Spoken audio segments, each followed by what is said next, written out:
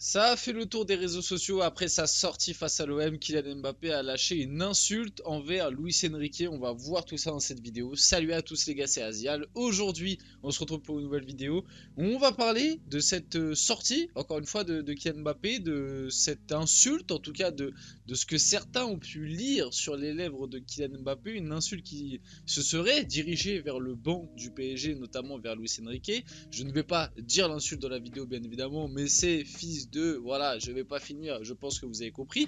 On va pas voir que ça aussi, on va parler un petit peu de la gestion, encore une fois, du comportement du Kicks, on va parler de la gestion de Luis Enrique vis-à-vis de Mbappé, encore une fois, parce que monsieur Kylian Mbappé était obligé de remettre ça sur la table, hein, alors que ils en avaient discuté, hein, on s'en rappelle, avant la trêve, etc. Il y avait des infos qui étaient sorties comme quoi, ça y est, les choses avaient été mises au clair, ils en avaient discuté. Luis Enrique, dans sa communication, a toujours été clair là-dessus. Mbappé n'est plus indiscutable, et surtout en Ligue 1. En Ligue des Champions et en Coupe de France, c'est quelque chose de différent, mais en Ligue 1, Luis Enrique veut préparer quelque chose pour l'année prochaine, commencer à donner du temps de jeu et plus de temps de jeu à des joueurs qui seront normalement là la saison prochaine, alors qu'Mbappé, on le sait à 99% qu'il sera plus là l'année prochaine. Mais apparemment, voilà, Mbappé n'est pas content et fait celui qui ne comprend pas et continue de vouloir créer des problèmes autour du club, alors que le club a quand même gagné un classique, un derby très important à l'extérieur à 10 contre 11 2-0. Mais non, avec cette fameuse publication sur Instagram, cette sortie et cette insulte. Bref, avant que la vidéo commence, n'hésitez pas à la liker, à commenter, à partager et à vous abonner. Ça fait toujours plaisir, ça aide pour le développement de la chaîne. Et puis on va pouvoir y aller dès maintenant. Pardon. Allez, on y va. Donc déjà je trouve ça assez fou, je vous ai pas mis la vidéo parce que déjà c'est très dur de la trouver en bonne qualité, hein. Les médias ont bien fait leur boulot là-dessus, tu trouves que des vidéos prises par des gens tierces. Je vous ai pas mis la vidéo en tant que telle, en fait la vidéo c'est tout simplement, on voit, mais je pense que vous pouvez la trouver facilement sur les réseaux. On voit juste Mbappé au moment de sa sortie lâcher un fils d'eux, voilà, en direction du banc, mais pas de manière véhémente et pas forcément en regardant quelqu'un, en faisant un geste ou quoi. Moi, si je dois être honnête, hein, c'est déjà, on peut pas être sûr à 100% qu'il ait vraiment dit ça parce que ça reste de la lecture labiale. Tu peux avoir un petit taux d'erreur, surtout que l'image n'est pas en bonne qualité, que euh, voilà, les lèvres d'Mbappé bougent pas non plus de manière très explicite.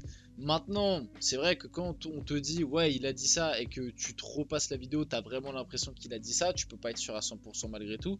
Et puis le petit truc où j'ai envie de défendre Mbappé là-dessus, même si c'est pas bien, etc. Et qu'encore une fois, ça peut créer une polémique, et on le voit, on a même carrément posé la question à Luis Enrique, et ça je trouve ça absolument lunaire. Ça peut être tout simplement un mot de langage, tu vois, comme quand tu es sur un match de foot et tu rates une passe, tu peux dire des gros mots, mais c'est pas forcément des trucs ciblés envers une personne. Là, tu vois, bon, c'est vrai que fils d'eux, c'est généralement quand tu le dis, c'est que tu le dis envers quelqu'un, mais je sais pas, c'est peut-être juste un tic de langage qu'a Mbappé, on ne sait pas. Franchement, sur ça, je vais essayer d'être tempéré parce que ça reste quand même vachement sujet à interprétation. Maintenant, si Mbappé a vraiment dit ce qu'il a dit et que c'était vraiment ciblé envers Luis Enrique, c'est une grosse dinguerie. Soyons honnêtes, c'est une grosse dinguerie. Et et de toute façon, tu pourras jamais le prouver.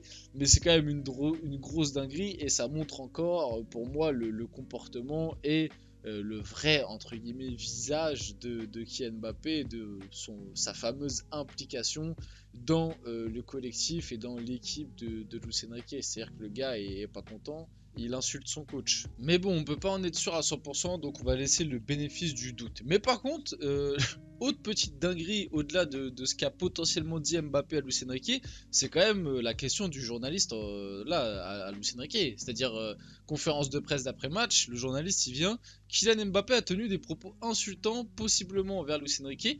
En avez-vous lu, enfin, est-ce que vous lui avez dit, est-ce que vous en avez parlé? Luis Enrique est surpris, et d'ailleurs la réaction est quand même assez folle. Je vous invite à aller voir l'extrait qui prend cette séquence là où Luis Enrique vraiment il a une tête où il entend la question, il rigole Et après, il regarde les journalistes pendant peut-être 10 secondes. Il y a un blanc de ouf où pendant 10 secondes, Luis Enrique, il regarde les journalistes comme ça.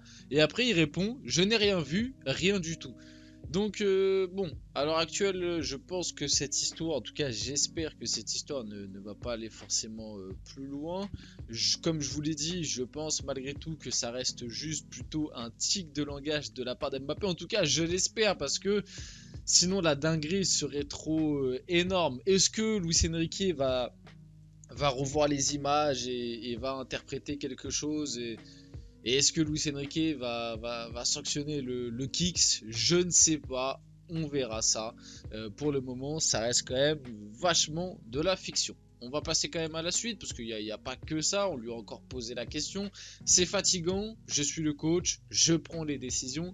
Luis Enrique est visiblement agacé sur une question concernant la sortie de Kylian Mbappé. Et ça, je me répète, mais je comprends pas comment les médias, les journalistes, etc., en conférence de presse, surtout après un match comme celui-ci, où il y a quand même des choses intéressantes à dire sur le match, hein, ce OM-PSG, voilà, tactiquement, il y a eu des trucs intéressants, je sais pas, posez-lui la question, oui, mais pourquoi vous êtes repassé sur le même système que face à la Real Sociedad, pourquoi avoir mis Dembélé en 10, voilà, je sais pas, il y a des choses intéressantes niveau football à poser à Luis Enrique ou en tout cas à tenter de les poser pour qu'il réponde parce qu'il répond pas tout le temps, ça c'est une réalité, mais généralement quand même quand on lui demande et quand on parle football avec lui, il répond quand même de manière sympathique. Souvent quand il envoie un petit peu balader les journalistes, c'est justement sur ce genre de questions parce que il en peut plus et au bout d'un moment, même moi j'en peux plus. Je sais pas, je vais le répéter encore une fois, mais pour ceux qui n'ont pas compris au cas où, pour moi le sujet est clos et tout le monde est au courant et en est conscient dans la sphère PSG. Mbappé en Ligue 1 n'est plus indiscutable. Fin du débat. Si Luis Enrique n'a pas envie de le faire jouer sur les 5 prochains matchs de Ligue 1, il a le droit. Et je ne vois pas en quoi c'est un crime. La Ligue 1, ça reste quasiment acquis par le PSG. Autant faire jouer des joueurs peut-être plus méritants. Ou alors tout simplement des joueurs qui seront encore au Paris Saint-Germain, en tout cas sur le papier, l'année prochaine. Et même en termes de valoriser ton effectif, donner du temps de jeu un petit peu à tout le monde, et ben voilà, qu'un Gonzalo Ramos puisse jouer en Ligue 1 90 minutes par exemple et du coup tu laisses Mbappé sur le banc, ça permet que par exemple si dans un gros match de Ligue des Champions ou un gros match de Coupe de France t'as un Mbappé un peu moins bien ou un Mbappé qui est blessé, bah, au moins t'as Gonzalo Ramos qui a du rythme, etc. La gestion de Luis Enrique, je la trouve globalement bonne. Faut arrêter de tout le temps lui poser la question, oui mais pourquoi vous avez sorti Mbappé à la 60e, etc. Et en plus généralement Luis Enrique quand il sort Mbappé c'est parce qu'Mbappé n'est pas bon, donc c'est justifiable. D'ailleurs en termes de temps de jeu, donc temps de jeu de Kylian Mbappé en Ligue 1 depuis qu'il a annoncé son départ au PSG, 29 minutes face à Nantes, 64 minutes face à Rennes, 45 minutes contre Monaco, 18 minutes contre Reims, 90 minutes contre Montpellier, comme quoi hein, quand il est bon il joue tout le match, et 64 minutes contre Marseille. Temps de jeu moyen 51 minutes par match, c'est vrai que par rapport au standard qu'il avait avant c'est très très faible, mais maintenant cette décision a quand même un impact, faut arrêter de se voiler la face. Tu ne peux pas gérer un joueur de la même manière quand le joueur est ton meilleur joueur techniquement sur le papier et qu'il est inscrit dans le projet sur la durée, et quand le joueur te dit bon bah dans 3 mois je suis plus là, bah t'as pas la même gestion vers lui et c'est tout à fait logique. Et en plus là c'est les chiffres en Ligue 1 et on le sait, Luis Enrique il a toujours dit dans sa communication, en Ligue 1 il allait faire passer le collectif avant l'individualité Kylian Mbappé et il voulait commencer à essayer de trouver un système et donner du temps de jeu je pense aux autres joueurs de l'effectif qui sont tout autant méritants pour préparer la saison prochaine. Donc c'est normal, mais maintenant en Ligue des Champions, Mbappé, la Real Sociedad, il avait annoncé son départ avant, les 2 matchs il joue 90 minutes. Vous voyez ce que je veux dire? En Coupe de France, Mbappé il joue 90 minutes. Donc il y a pas contre Nice, donc il n'y a pas de il y a pas de comment dire de surprise en fait. Luis Enrique nous a toujours dit ça depuis le début. Et puis même là tu reprends l'exemple. les 90 minutes face à Montpellier. Pourquoi il joue 90 minutes? Parce que face à Montpellier, il est excellent, que ce soit dans le niveau de jeu et même dans l'attitude, dans le comportement, il avait été excellent.